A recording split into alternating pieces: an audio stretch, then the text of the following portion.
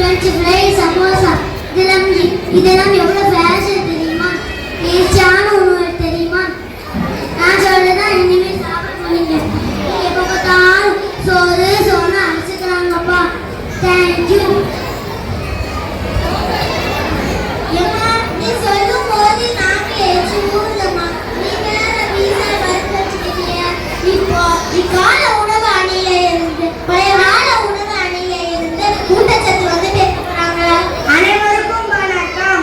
பீஸா சாப்பிடுற நண்பா, நீ பீஸா சாப்பிட்டால் உன் வயிறு பீஸ் ஆயிடும். நம் கிராமத்தில் இல்லாத ஸ்நாக்ஸே இல்ல. வருக அரிசி கொழுக்கட்டை, குழிப்பணியாரம், மேல் உருண்டை, கடலை உருண்டை, இந்த மாதிரி நிறைய இருக்கு. இதே பழங்களில் பார்த்தால் நாவல் பழம், பேரிச்சம்பழம், அத்திப்பழம் கூட இருக்கு. சாப்பாட்டில் பார்த்தால் சூடா இட்லியோட கொத்தமல்லி சட்னி அல்லது புதினா தண்ணி தொட்டு சாப்பிட்டு பாருங்க. களியும் கீரை குழம்பும் சாப்பிட்டு பாருங்க.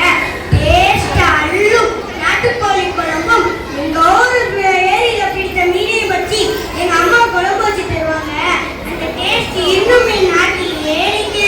சிக்கன் ரேட்டு பெருமையை பேசினீங்களே, இந்த ரேஸ் உண்மையாக வந்திருக்கா? இல்லை, அது மட்டும் இல்லை.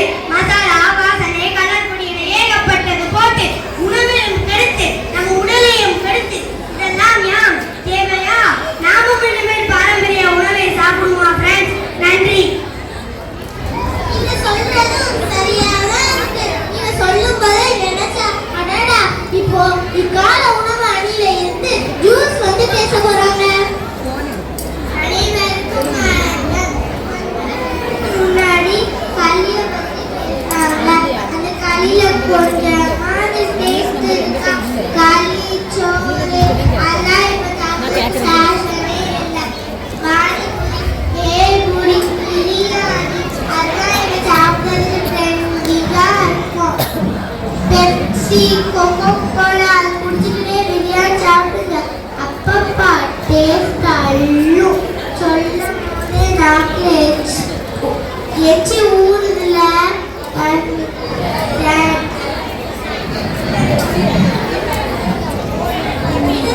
நீங்க சொல்லும் போதே நாக்கு எச்சி ஊறுதுமா. நீங்க வேற கோகோ கோலா பெப்சி விட்டீங்க.